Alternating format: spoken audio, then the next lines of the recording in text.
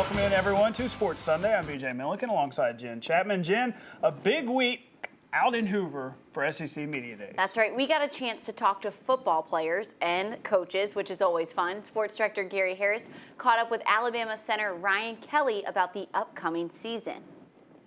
Indeed, I'm with Alabama senior center Ryan Kelly. And Ryan, thanks for joining us. Absolutely. Senior already. Man, time flies when you're having fun, doesn't it? Absolutely.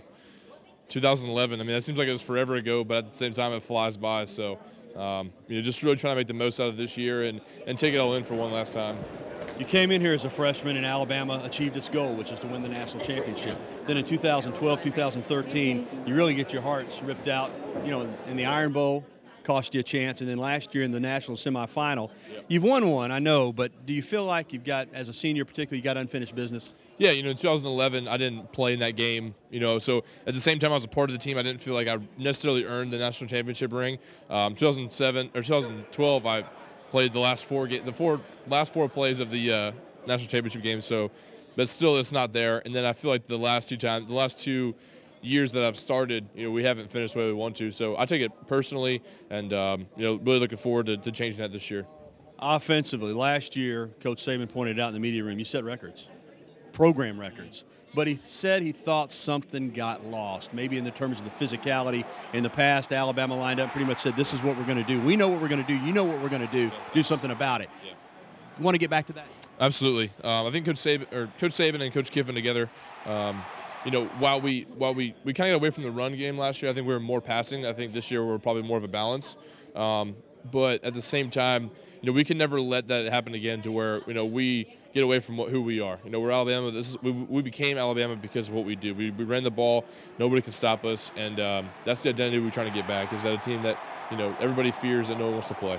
I have to ask you about the quarterback situation. I know everybody says, well, it doesn't matter. But I mean, obviously it does matter. You got to have one. Last year, Blake stepped in and did the job. How do you feel about that position this year? And who do you think will ultimately wind up being the starting quarterback? I feel very confident in whoever is going to be back there. Last year we were in the same situation. Was it going to be Blake? Was it going to be Jake? Nobody knew until the very pretty much first game of the season. And then after that, it wasn't really until after the Arkansas game that we came together as a team. So I don't think that there should be any worry on who it's going to be. Coach Saban is going to, obviously, with Coach Kiffin, they're going to pick who they want. And I know that whoever's going to be back there commanding the huddle and throwing the ball, that every player, every other 10 people on the team on the field are going to feel just as confident. So they're all great guys. I can't say enough about all five of them. They're competitors. They're team players, and that's what they want out of quarterback. Last thing. You don't have Amari Cooper, but you've got Kenyon Drake. I told him, I said this for the record, he doesn't go down against Ole Miss, I think you win that game. He doesn't go down, I think you run the table.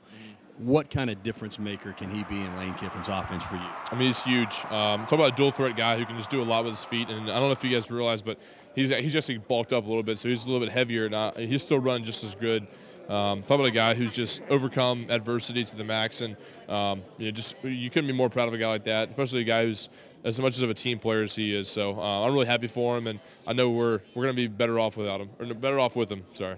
Thank you, Ryan. All right. Ryan Kelly, he's been on a national championship team as a backup. He's been the starting center on an SEC championship team. Now he wants to finish his career with his own national championship as the starting center for the Crimson Tide. Back to you guys. Thanks, Gary. More SEC Media Day coverage is coming up in about 4 minutes on Sports Sunday. It's part 2 of my one-on-one with Paul Feinbaum. He shares his favorite callers to the show with us, so stay tuned for that. Before we get there, the Atlanta Braves were trying to win the series against your favorite team, the Chicago Cubs. That's right. I do bleed Cubby blue, but I'll put that aside and be professional to do these highlights. Here we go. Let's look at him. There's the man himself. That's Cubs skipper Joe Madden. He was happy to see the man-child. Jorge Soler goes bam-bam on this pitch in the third. That's a 2-run shot. It's 3-zip. Cubbies, good guys. Jake Arrieta was getting it done on the mound as well. 7 innings of 3-hit ball for him with 10 Ks. Cubbies win 4-1 and take the series against the Bravos. NASCAR in Loudon, and I'm no expert, but I'm guessing you don't want your car to catch on fire. That's bad. Take it back to the shop. Alex Bauman gets a little hot under the fire suit. Speaking of hot, how about Kyle Busch? He wins his 3rd race in the last 4. It's his 2nd win in New Hampshire as he inches closer to a spot in the chase. And he gets that lobster. Hey, Dustin Johnson came into Sunday as your third-round leader at the British Open, but he really could not get things going today. He bogeyed 17.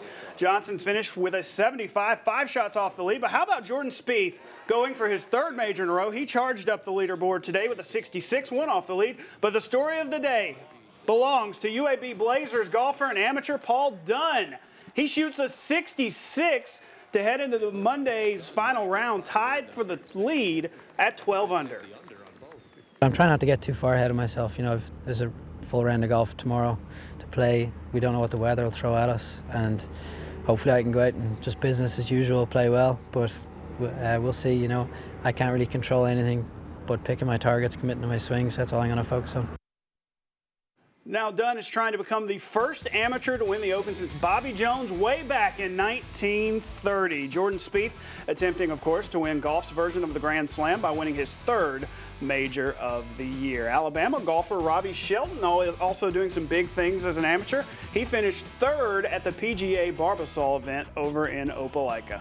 A good golf weekend for the state of Alabama, and still more Sports Sunday coming up. When we return, it's part 2 of my one-on-one with the one and only Paul Feinbaum. He shares one of his favorite callers with us. That's next, so stick around. We're back on Sports Sunday. Last night we showed you part 1 of Jen Chapman's one-on-one with Paul Feinbaum. Tonight we're going part 2, where he talks about some of his favorite callers, including one right here in Tuscaloosa. But Phyllis did become one of those callers people know, just like Jim from Tuscaloosa. There's the regulars. For you, is there a regular that you, maybe isn't your favorite, but you do enjoy when they call in and they give some insight to your show? Well, I wrote a book last year, and on page 54 of the book, I know this because it's come up so often, Jim from Tuscaloosa, I wrote that if I had Barack Obama on one line, talking to him as an interview, and I saw that Jim was on the other line, I would hang up on the president. And what I meant by that is that he has been the most compelling caller. I've never met him, although we have had some private conversations. And, you know, we've had difficult times. He's left the show. He's come back. But I do like callers that move the audience. And he never calls in just to say, how are you? He calls in because he believes strongly and he is passionate about something, and that to me makes a great show. Have you met any of your callers? Yeah, no, I've met a lot of them. Over the years, we used to have a luncheon and invited the callers to the luncheon, and you know, through various means, I've met many of them. And to me, the most unique part about the callers is the fact that because of Twitter, because of Facebook, and other means, the callers now communicate with each other. We had a guy named Johnny from Coleman, calls in, big Alabama fan. I walked in our room here earlier today, and there were 3 dozen donuts. He had brought them up. I went down and found them. We brought them up, and he really enjoyed it. I mean, it's enabled, but you know, he's talking to Phyllis. Phyllis is talking to one, and you know, I don't know. I mean, I'm not here to brag and boast, but I don't think there's another show in America that has callers having lunch and dinner with one another and Facebooking and tweeting. To me, it's unique. And it was already a popular show in the SEC, but when it went national, I know this year I worked in the Wisconsin market previously. I got some questions when Alabama was going to play Ohio State. They said, are those callers real? They started to tune into the show to hear what Alabama fans were saying, and they really questioned, are those real callers? Do you get that question, and can you address, are they real? They are real. I get it all the time, Jen, and to me, you hear it's not often. I mean, sometimes, I mean, you can be driving around the country and put the show on, and it is crazy, and sometimes, if not a lot of the times, it's over the top. But, I mean, we get real people calling in. During the Penn State controversy a couple of years ago, Joe Paterno, we had a lady that called in and admitted that she had been raped. Others have called in and said they had been abused. I mean, to me, that's what separates it. It's hard to develop that because you are now that we're on television, you're in a hurry. You don't have as much time, but anyone who doesn't think it's real has never listened to the show. How has TV changed the show, if at all? Well, it affects it because you do, whether you want to or not, you're cognizant of what's going out, what's being disseminated on television. And you just can't sit there slouched over making an airline reservation like I used to sometimes during calls. I mean, you're looking at a camera, and even though on a little-known secret in television, they always say, don't pay attention to the camera. You're in television. You have to pay attention to the camera. Are there any regrets then with making it go national? No, I mean, yeah, I mean, there are days that I sit around and really miss very much my time in Alabama, but it's also an opportunity. I mean, I'm not 25 years old where I may have multiple opportunities ahead. I mean, this was it for me. I took an opportunity to go to ESPN to work for the best company in our business, and I'm thrilled I did.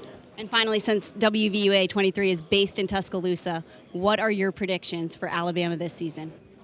I've really agonized over this for a long time, but as I landed early Monday morning, I finally decided that I would do what I've done now since 2008 and pick Alabama to win the SEC. So I haven't been right every year, but I've been pretty close most years. Well, I think you just made Phyllis and Jim and a couple of those other callers very happy with that. We are so thankful for your time, and you really have changed the whole radio show into TV show element, and now it's kind of crazy, but kids are going to be saying they want to be the next Paul Feinbaum.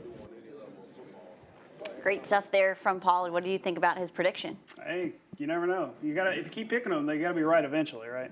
There you go. There you go. We got a lot more coming up on Sports Sunday, including a caught on camera moment you have to see. That's in our favorite things after the break. Hey, we're back with our favorite things, and hey, don't get us wrong. Sharks are not our favorite things. It's Australian surfer Mick Fanning. Watch this. A shark attacks him on camera while trying to catch a wave in a competition. Check that out. And Fanning said he punched the shark several times before it finally swam off. He suffered only minor injuries, but wow, good work, Mick. That's pretty amazing. Now, hey, today is National Ice Cream Day. If you're on Twitter, hashtag National Ice Cream Day. It would have also been Stuart Scott's 50th birthday. He was a big fan of ice cream, so everyone's saying celebrate by tweeting your pictures of yourself eating ice cream for Stuart Scott and for National Ice Cream Day. So that's what we're doing. Eating a little ice cream. What's your favorite flavor? Not vanilla like you. I prefer Vanilla. chocolates, actually. Everybody have a good week. Good night. Good night.